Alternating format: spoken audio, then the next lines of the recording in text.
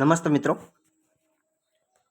આજના વિડીયોની અંદર એક એવી ક્ષેત્ર કામ કરતી, પાવર ક્ષેત્ર કામ કરતી, પાવર ચાર્જિંગ સ્ટેશન ઉપર કામ કરતી એવી કંપની વિશે વાત કરીશું. જે કંપની ઘણી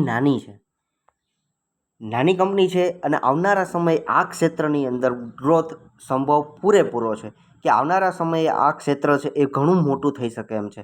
હજુ તો આ ક્ષેત્રની શરૂઆત છે. તમને જો આ કંપની ઉપર ભરોસો હોય, કંપનીના બિઝનેસ ઉપર ભરોસો હોય, જો તમને એવું લાગતું હોય કે આવનારા સમયની અંદર EV ક્ષેત્રે અને ખાસ કરીને પાવર ચાર્જિંગ ક્ષેત્રે પણ સારો એવો ગ્રોથ થઈ શકે એમ છે, સારો એવો રેવન્યુ બિઝનેસ એને મળી શકે એમ છે, આ તમે ભરોસો દર્શાવતા હોય તો મિત્રો આ ક્ષેત્રની આ કંપની વિશે તમે તમારો વિચાર કરી શકો છો.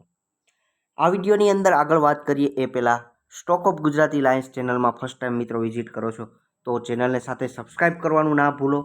તમને મળતા નોટિફિકેશન માટે કે આવનારા નેક્સ્ટ વિડીયોની નોટિફિકેશન માટે બેલ આઇકન હિટ કરો અને તમે કોમેન્ટ દ્વારા જણાવી શકો છો કે આ કંપની વિશે તમારું શું કહેવું છે કે આવનારા સમયમાં આ કંપની કેટલી આગળ વધી શકે એમ છે. તો આગળ વધી આ વિડીયોની અંદર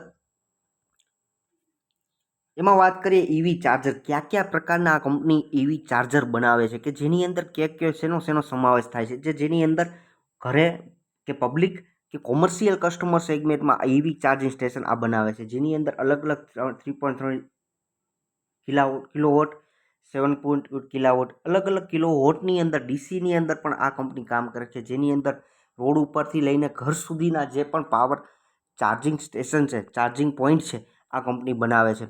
ખાસ આ અલગ ક્ષેત્રના પાવર પોઈન્ટ આપણે કહી શકીએ. આગળ વાત કરીએ તો આ કંપની છે કયા ક્ષેત્રમાં ઇન્ડિયાની અંદર કયા સ્ટેટમાં આનો જે બિઝનેસ છે એ વર્ક કરી રહ્યો છે કે જેની અંદર જોશો તો 200થી એન્જિનિયર વધારે, 200થી વધારે એન્જિનિયર અને સાથે 26થી વધારે દેશની અંદર, માફ કરજો, રાજ્યની અંદર આ કંપનીનો પોતાનો બિઝનેસ ઇન્ડિયામાં ફેલાયેલો છે અને ખાસ કરીને 450થી વધારે મોટા સિટીની અંદર આ કંપની કામ કરે છે. અને ખાસ બીજી વાત કરીએ કે આ કંપનીના ગ્રોથ વિશે કંપનીનું શું કહેવું છે કે એનો ગ્રોથ છે એ કંપનીનો કેવો રહેશે, કે કંપનીના કહેવા મુજબ કે આ કંપની છે કેટલા કમ્પાઉન્ડિંગ ગ્રોથ, એન્યુઅલ ગ્રોથ જોવા મળશે, જેની અંદર ફ્લીટ ચાર્જિંગની અંદર વાત કરો તો એવરેજ 85થી 70%, 80થી 85% EV બસની અંદર કે રેસિડેન્ટલ ચાર્જિંગ સ્ટેશનની વાત કરો તો એમાં 60થી 65%નો ગ્રોથ આ કંપની 2028 સુધીમાં થઈ શકે એવું પૂરું દેખાડે છે. કે પછી પબ્લિક ચાર્જિંગની વાત કરો જે 40થી 50%નો ગ્રોથ 2028 સુધીમાં જોવા મળી શકે એમ છે. હાલની દ્રષ્ટિએ 13થી 14 બિલિયનનો અત્યારે ગ્રોથ છે એ 90 સુધી જઈ શકે એમ છે. અત્યારે કંપનીનું માર્કેટ કેપ એવરેજ 3થી 4 કરોડનું જોવા મળી રહ્યું છે કે આવનારા સમયની અંદર આ માર્કેટ કેપ છે આરામથી 10,000 કરોડ કે 12,000 કે 15,000 કે વધુ ગ્રોથ થઈ શકે એમ છે. ખાસ આ વસ્તુ સમજવા જેવી છે. હું જે કંપનીની વાત કરું છું એક્સિકોમ કંપની છે. એક્સિકોમ જે કંપની EV રેસિડેન્ટ ચાર્જિંગ પોઈન્ટની અંદર 60%નું માર્કેટ કેપ ધરાવે છે અને 25%નું માર્કેટ શેર છે એ પબ્લિક ચાર્જિંગ સ્ટેશનથી ધરાવે છે. અને કંપનીના કયા એવા ક્લાયન્ટ છે એ પણ સમજવું અગત્યનું છે કે કયા એવા ક્લાયન્ટ છે જે આવનારા સમયની અંદર એને પૂરેપૂરો ગ્રોથ અપાવી શકે એમ છે. કે જેની અંદર વાત કરો તો માર્કેટ કસ્ટમરની દ્રષ્ટિએ જોવો મિત્રો, ખાસ આ ચાર્ટ દ્વારા તમારે બિઝનેસ સમજવો અગત્યનો છે. જ્યારે ખાસ કરીને જે કંપની નાની કંપની છે કે આવનારા સમયની અંદર કેટલી ગ્રોથ થઈ શકે એમ છે, સ્મોલમાંથી બિગ થઈ શકે તો જ તમારા શેરની ભાવની અંદર સારી વેલ્થ બનાવવા માટે આવી કંપનીઓને પસંદ કરવી ખાસ અગત્યની છે. જે કંપની મોટી છે એ તો ઓલરેડી મોટી થઈ ગયેલી છે, પણ નાની કંપનીમાંથી ગ્રોથ થઈને આગળ વધતી કંપનીઓને, સારી કંપનીઓને પકડીને અને લોંગ ટર્મ હોલ્ડ કરવા માટે તમારે પ્રિપેર રહેવું જોઈએ કે આવી બધી કંપનીઓની અંદર સારી તમારી વેલ્થ બની શકે અને સારો પ્રોફિટ પણ થઈ શકે. ખાસ હવે વાત કરીએ એના કસ્ટમર બેઝ વિશેની તો કે ટેલિકોમ અને પાવર ક્ષેત્રના ઓપરેશનની અંદર Reliance Jio, BSNL, Indus tower, Maxis અને ખાસ કરીને ફ્લીટ એગ્રીમેન્ટ OEMની વાત કરીએ તો MG, જીઓ, બ્લુ સ્માર્ટ, સારી કંપનીઓ આના કસ્ટમર છે જે આવનારા સમયની અંદર આ કસ્ટમર બેઝ પણ સારો એવો વધી શકે એવી પૂરી શક્યતા છે. હવે રિઝર્વની વાત કરીએ, કંપની પાસે નાની છે તોય પણ છતાં પણ રિઝર્વ કેટલું જોવા મળે છે કે જેની અંદર હાલની દ્રષ્ટિએ 512 કરોડનું માર્ચ 2024ના લેવલે જોશો તો 512 કરોડનું રિઝર્વ જોવા મળે છે. નાનું એવું બોરિંગ કે લેણું આ કંપનીની ઉપર જોવા મળી રહ્યું છે. કંપનીનું માર્કેટ કેપની દ્રષ્ટિએ પ્રમોટરોનું હોલ્ડિંગ કેટલું છે એ જોવા મળશે 69.57.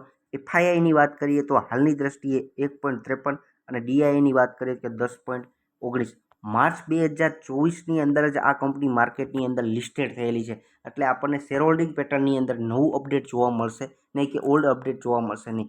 ક્વાર્ટરલી રિઝલ્ટની વાત કરીએ તો સપ્ટેમ્બર 2023, ડિસેમ્બર અને 2024નું 3 ક્વાર્ટરનું રિઝલ્ટની આરે કમ્પેરિઝન કરીએ તો સેલ્સ ગ્રોથની અંદર 155 કરોડનો સેલ્સ થતો હતો, એ હાલની દ્રષ્ટિએ 298, એટલે કે ડબલ થયેલું સેલ્સ જોવા મળી રહ્યો છે. આવનારા સમયે એની સામે પ્રોફિટની વાત કરો, સેલ્સ ડબલ થયો છે તો સામે પ્રોફિટ પણ સારો એવો 17 કરોડથી લઈને અત્યારે 30 કરોડ સુધીનો જોવા મળી રહ્યો છે, કે જે 17 કરોડથી 31 કરોડનો જોવા મળી રહ્યો છે. હું જે કંપનીની વાત કરી રહ્યો છું, એક્ઝિકોમ ટેલી સિસ્ટમ લિમિટેડ, જે કંપનીના શેરનો ભાવ અત્યારે આપણે 319 રૂપિયા જોવા મળી રહ્યો છે. માર્ચ 2024ની અંદર આ કંપની માર્કેટમાં આવી છે. નવી કંપની છે કે નવા ક્ષેત્રની અંદર કામ કરતી કંપની છે અને ઘણી નાની કંપની છે, કારણ કે માર્કેટ કેપની દ્રષ્ટિએ આ મિત્રો જોશો તો ફક્ત માર્કેટ કેપ એમનું 3800 કરોડનું જોવા મળી રહ્યું છે. પીઈની દ્રષ્ટિએ કમ્પેરિઝન કરશો તો ઘણી મોંઘી કંપની છે, જેનો શેરનો ભાવ આપણને મોંઘો જોવા મળી રહ્યો છે. પણ સારી કંપની જે પણ છે એના શેરનો ભાવ તમને મોંઘો જ જોવા મળશે, કે આવનારા સમયે જ્યારે પણ ઓપોર્ચ્યુનિટી મળે, તક મળે કે જ્યારે પણ ડીપ મળે ત્યારે આવી કંપનીઓને તમારે એડ કરવા માટે સક્ષમ રહેવું જોઈએ, કારણ કે આ કંપનીઓનો ગ્રોથ છે એ પૂરેપૂરો શક્ય છે કે આવનારા સમયની અંદર ગવર્મેન્ટ પણ આ ઈવી ક્ષેત્રે કે ઈવી ચાર્જિંગ ક્ષેત્રે પણ સારો એવો ગ્રોથ કરવાનું વિચારી રહી છે, કે નવી નવી યોજનાઓ દ્વારા, નવી નવી પીએલઆઈ સ્કીમ દ્વારા પણ આ કંપનીઓને ફાયદો થઈ શકે એવી પૂરી શક્યતા છે, કારણ કે ઘણી નાની કંપની છે કે આવનારા સમયની અંદર બહુ મોટી બની શકે એમ છે. 52 લોની વાત કરીએ તો 1 વર્ષનો લો 169 અને હાઈ 346 સુધી ગયેલો છે. ઘણી નાની કંપની છે, પણ મિત્રો વિચારવાનું એ વસ્તુ છે, જો તમારે વેલ્થ બનાવવી હોય તો સારી કંપની પકડવી હોય કે જે ઈવી ક્ષેત્રે ચાર્જિંગ પાવર ક્ષેત્રે કે આવનારા એન્વાયરમેન્ટને આપણે પોલ્યુશનને ડાઉન કરવું હોય તો આવું બધું ક્ષેત્રે સરકારનો ગવર્મેન્ટનો સપોર્ટ રહેવાનો જ છે.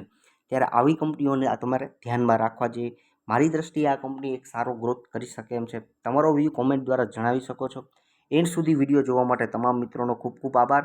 એન્ડ સુધી વિડીયો જોયો છો તો મિત્રો ખાસ કરીને ચેનલને સબસ્ક્રાઈબ કરવાનું ના ભૂલતા અને તમારું એક લાઇક આપવાનું ના ભૂલતા. Thank you.